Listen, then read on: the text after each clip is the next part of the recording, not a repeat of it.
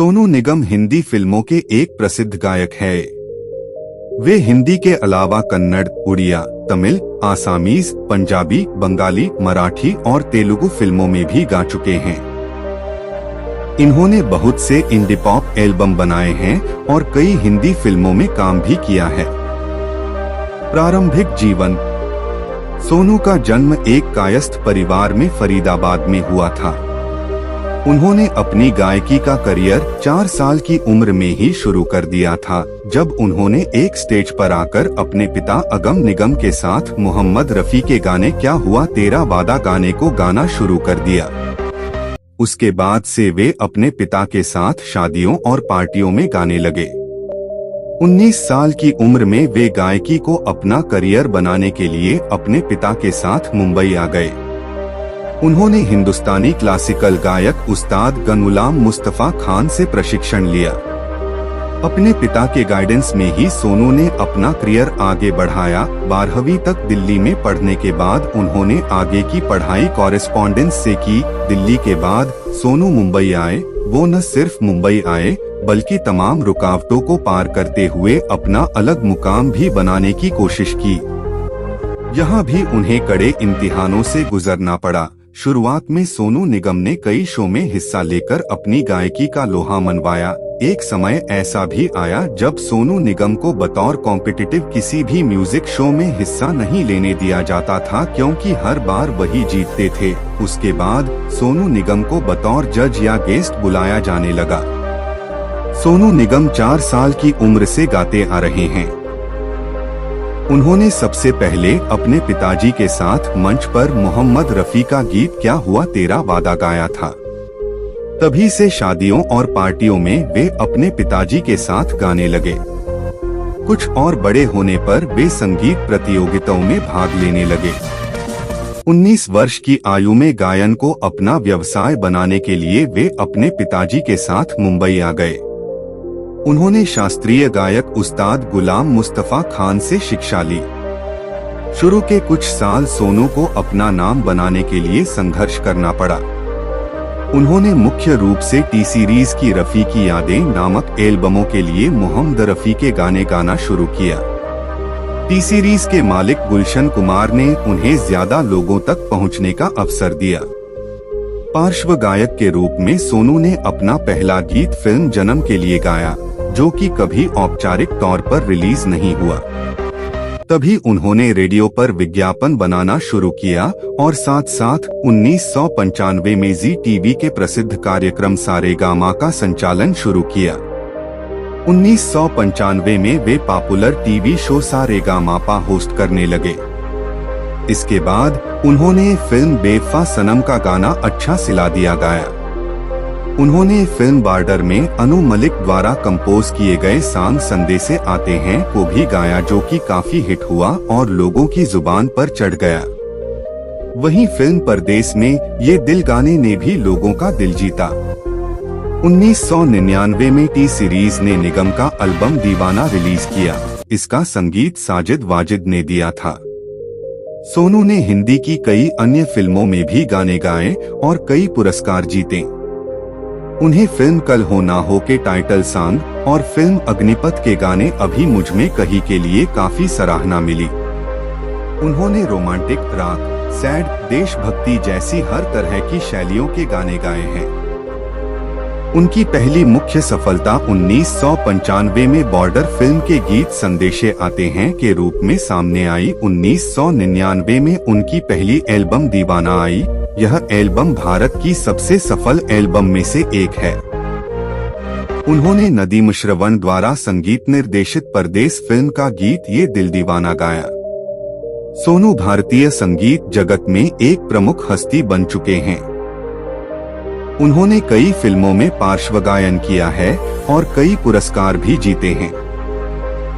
हर तरह के गीत गाने के साथ साथ उन्होंने अनेक भाषाओं में गाने गाए हैं, जैसे कि कन्नड़, आसामी, बंगाली, उड़िया, पंजाबी, तमिल, तेलुगु, अंग्रेजी, भोजपुरी, उर्दू, नेपाली, छत्तीसगढ़ी, मलयालम और मराठी।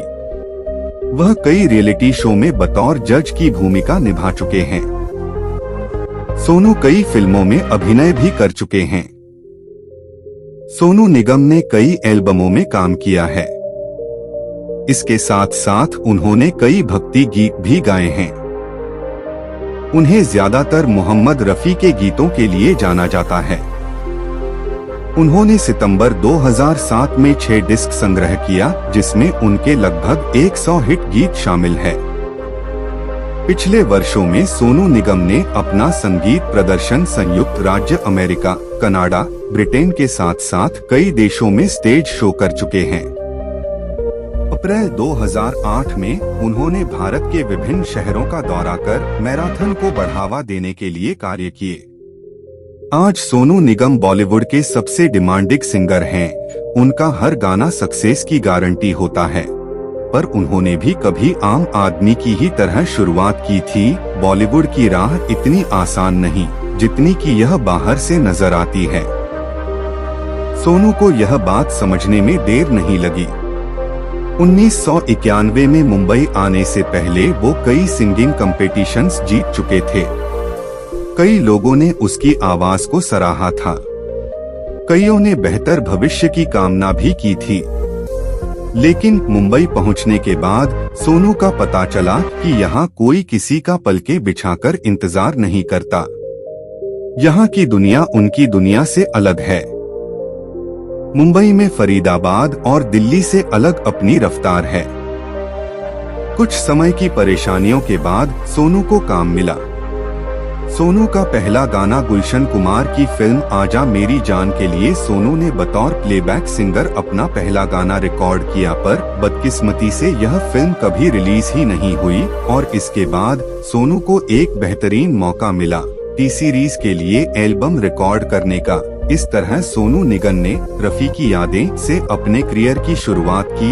लोगों को आवाज पसंद आई, पर जिसने भी सुना उसे ये रफी का क्लोन लगा। बेशक मोहम्मद रफी सोनू की पसंदीदा गायक थे। सोनू उन्हें बेहद पसंद भी करते थे। इस हकीकत का भी उन्हें अंदाजा था कि अगर बॉलीवुड में टिकना है तो अपनी अलग पहचान बनानी होगी। यहाँ किसी की नकल बनकर लंबे समय तक अपने पैर जमाए रखना आसान नहीं।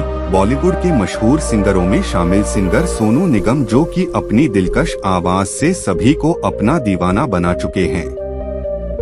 देखा जाए तो आज लाखों दिलों को अपनी सिंगिंग का दीवाना बनाने वाले सोनू निगम को कौन नहीं जानता है। 42 साल के हो चुके हैं। सोनू निगम ने अपने एक बयान में कहा है कि आज संगीत जगत पूरी तरह से बदल गया है और उनके जैसे कलाकारों के पास सीमित विकल्प है। बता दें कि फरीदाबाद में जन्मे सोनू को बचपन से ही सिंगिंग का शौक था। 7 साल पहले मैंने रहमान को भी ऐसे ही एक गाने के लिए मना कर दिया था। मुझे रोबोट का एक गाना पसंद नहीं आया तो मैंने इनकार कर दिया था। ऐसा ही हिमेश के गाने के साथ भी हुआ था। इसके बाद उन्होंने तो वो गाना नहीं बनाया, लेकिन रहमान ने बनाया था। सोनू निगम अपनी वर्सटैलिटी के लिए जाने जाते हैं। सोनू निगम मोहम्मद रफी को अपनी प्रेरणा मानते हैं और संगीत को जानने वाले कहते हैं कि सोनू की शैली रफी जैसी है। सोनू ने 12 भाषाओं में अलग अलग जॉनर के कई हिट गाने गाए हैं। जन्मदिन के मौके पर आइए सुनते हैं सोनू निगम के 10 गाने जो लोकप्रिय रहे।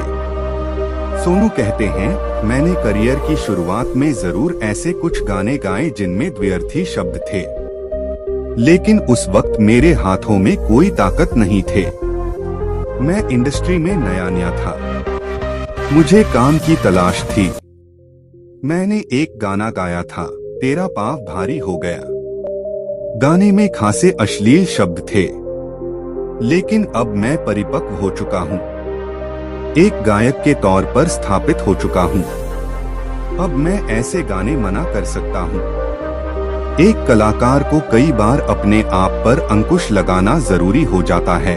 सोनू निगम ने बताया कि कुछ साल पहले हिमेश रेशमिया ने उन्हें एक गाने की रिकॉर्डिंग के लिए बुलाया, लेकिन गाने के बोल उन्हें अश्लील लगे तो उन्होंने गाना गाने से इनकार कर दिया।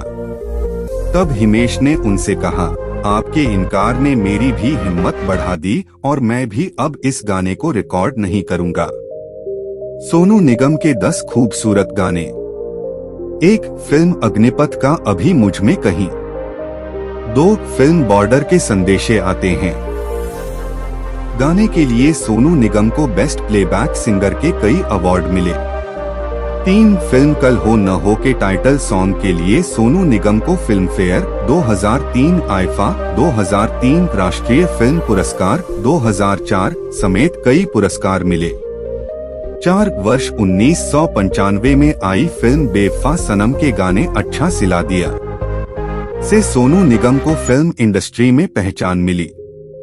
5, जून 2005 में रिलीज हुई फिल्म पहेली के धीरे जलना लिए सोनू निगम को बेस्ट प्लेबैक सिंगर का स्टार स्क्रीन अवार्ड दिया गया। 6, फिल्म दिल चाहता है का तन्हाई गीत युवाओं में काफी पसंद किया गया। इस गाने के सोनू निगम को स्टार स्क्रीन अवार्ड 2001 दिया गया। 7, साल 2002 में रिलीज हुई फिल्म साथिया के टाइटल सॉन्ग के लिए सोनू निगम को साल 2002 में फिल्म फेयर, आईफा और जी सिने समेत 5 पुरस्कार मिले। 8, 1999 में आए सोनू निगम के दीवाना एल्बम का अब मुझे रात दिन। 9, साल 2008 में आई आमिर खान की फिल्म गजनी का है गुजारिश। 10, साल 2001 में आई फिल्म कभी खुशा कभी गम के सूरज हुआ मध्यम। गाने के लिए सोनू को 2001 में आईफा और जी सिने अवार्ड दिए गए।